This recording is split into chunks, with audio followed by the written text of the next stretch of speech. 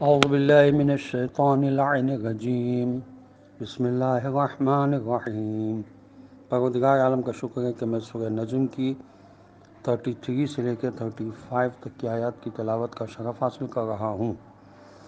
اعوذ باللہ من الشیطان اللعین الرجیم بسم اللہ الرحمن الرحیم۔ افرأیت الذی تولی وأعلی قلیلا وأقدی اعنده علم الغیب فہو یرا۔ ان آیت کا ترجمہ یہ ہے کہ آپ نے اس شخص کو دیکھا جس نے منہ پھیر لیا اور تھوڑا سا دیا اور پھر رک گیا، کیا اس کے پاس غیب کا علم ہے؟ وہ دیکھ رہا ہے۔ اقدا کے معنی ہیں سخت زمین، محاورہ ہے حفرا فاقدا، وہ گڑھا کھودتا ہوا سخت زمین تک جا پہنچا اور مزید کھدائی سے رک گیا۔ استعارے کے طور پر اقدا کا لفظ تھوڑا سا دے کر ہاتھ روک لینے اور ناکام ہونے پر بولا جاتا ہے۔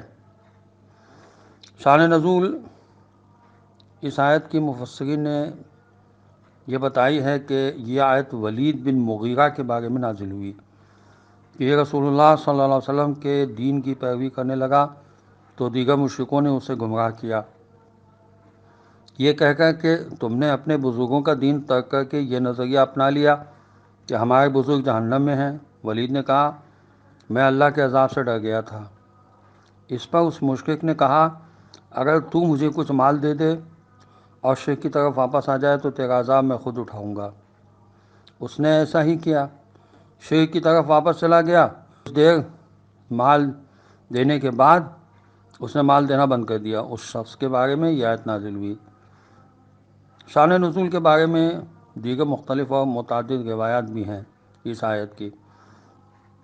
اس شخص کی طرف اشارہ ہو سکتا ہے جس نے دین اسلام سے منہ موڑا، پھر تھوڑا مال دینے کے بعد رک گیا، کہ کیا اس کے پاس علم غیب تھا جس کے ذریعے اسے معلوم ہوا کہ آخرت کے عذاب سے اس طرح بچ سکتا ہے، یعنی مال دے کر کسی اور کے ذمے ڈالا جا سکتا ہے۔ آیت نمبر 36 اور 37 یہ ہے ام لم ینبأ بما فی صحف موسیٰ و ابراہیم الذی وفا۔ ان آیت کا ترجمہ یہ ہے کیا اسے ان باتوں کی خبر نہیں پہنچی جو موسیٰ علیہ السلام کے صحیفوں میں تھیں اور ابراہیم علیہ السلام کے صحیفوں میں جس نے حق اطاعت پورا کیا۔ ان آیت میں بتایا گیا ہے کہ کیا مشرکین کو یہ بتایا نہیں گیا کہ جو کتابیں موسیٰ و ابراہیم علیہ السلام پر نازل ہوئی ہیں ان میں کیا تحقیق ہے؟ صحیفہ موسیٰ علیہ السلام توریت تو معلوم ہے، لیکن صحیفہ ابراہیم علیہ السلام کا ذکر قرآن مجید میں صرف 2 جگہ آیا، ایک اس سورہ میں، دوسرے سورہ اعلیٰ میں۔ حضرت ابراہیم علیہ السلام نے تمام عہد و پیمان جو اللہ تعالیٰ کے ساتھ کیے تھے اپنے بیٹے کے ذبح تک پورے کر دیے۔ اس کے بعد اگلی 4 آیات میں اس مضمون کا ذکر ہے جو حضرت ابراہیم علیہ السلام اور حضرت موسیٰ علیہ السلام کے صحیفوں میں ہے۔ آیت 38 سے لے کے 41 تک کی تلاوت کا شرف میں حاصل کر رہا ہوں۔ اللہ تزر وازرۃ وزر اخری وان لیس للانسان الا ما سعی وان سعیہ سوف یری ثم یجزاہ الجزاء الاوفی۔ ان آیت کا ترجمہ یہ ہے کہ یہ کوئی بوجھ اٹھانے والا کسی دوسرے کا بوجھ نہیں اٹھائے گا، اور یہ کہ انسان کو صرف وہی ملتا ہے جس کی وہ کوشش کرتا ہے، اور یہ کہ اس کی کوشش عنقریب دیکھی جائے گی، پھر اسے پورا بدلہ دیا جائے گا۔ ان آیات میں وہ اصول و قوانین جو انبیاء علیہ السلام کے صحیفوں میں درج ہیں اور جو تمام اسلامی شریعتوں میں زمانے کے لیے لازم العمل ہیں وہ بتائے گئے ہیں۔ یہ کہ انسان اپنے عمل کا خود ذمہ دار ہے، وہ اسے نہ کسی اور کے ذمہ ڈال سکتا ہے، نہ ہی دوسرے کے جرم کی ذمہ داری اپنے اوپر لے سکتا ہے۔ انسان کو اس کے اپنے عمل کا صلہ ملے گا، دوسروں کے عمل کا صلہ اسے نہیں ملے گا۔ انسان کا کوئی عمل ضائع نہیں جائے گا، قیامت کے دن وہ اپنے عمل کا خود معائنہ کر سکے گا۔ آیت 38 کے تحت دوسرے کے عمل کا وبال اپنے سر نہیں لے سکتا کہ گناہ کوئی کرے اور اس کی سزا دوسرا تحمل کرے، مگر یہ کہ دوسرے کے جرم میں اس کا کوئی عمل دخل ہو۔ جیسے حدیث میں ہے کہ اللہ کے بندوں میں سے کوئی بندہ کسی گمراہی کی رسم کو رواج دے تو اس پر عمل کرنے والے پر آنے والے وبال گناہ کے برابر اس پر بھی وبال آئے گا، بغیر اس کے کہ اس کا ارتکاب کرنے والے کے وبال میں کوئی کمی ہو۔ آیت نمبر 39 کے تحت انسان کو اپنے عمل کا صلہ ملے گا، نہ اس کے عمل کا صلہ کسی دوسرے کو ملے گا، نہ ہی کسی دوسرے کے عمل کا صلہ اسے ملے گا۔ کچھ لوگوں نے اس آیت کو دنیاوی معاملات پر منطبق کرنے کی کوشش کی ہے کہ قرآن کی تعلیمات کی روشنی میں انسان اپنی محنت کی کمائی کے سوا کسی چیز کا مالک نہیں بن سکتا۔ یہ ایک غلط نتیجہ اخذ کرنا ہے۔ قرآنی تعلیمات میں اس کا حکم ایک مسلمہ اصول ہے کہ ایک شیرخوار بچہ وارث بننے کی صورت میں مالک بن جاتا ہے، اس کی کوئی محنت نہیں ہے۔ ہبہ، صدقات، زکوٰۃ و خمس کے شرعی میزان سے بھی استحقاق کی بنیاد پر محنت کے بغیر مالک بن جاتے ہیں۔ لوگ اپنے اموال پر اختیار رکھتے ہیں، یعنی اس آیت کا تعلق ثواب و عقاب آخرت سے ہے کہ ایک شخص کا عمل دوسرے شخص کے کام نہیں آئے گا۔ اس صورت میں یہ سوالات اٹھاتے ہیں کہ اگر ایک شخص کا عمل دوسرے کو فائدہ نہیں دے سکتا تو پھر ایصال ثواب کے اعمال، شفاعت، دعا استغفار، حج بدل، تلاوت قرآن کا ثواب، ہدیہ کرنا، میت کی نماز، روزے کی قضا وغیرہ کا کیا حکم ہے؟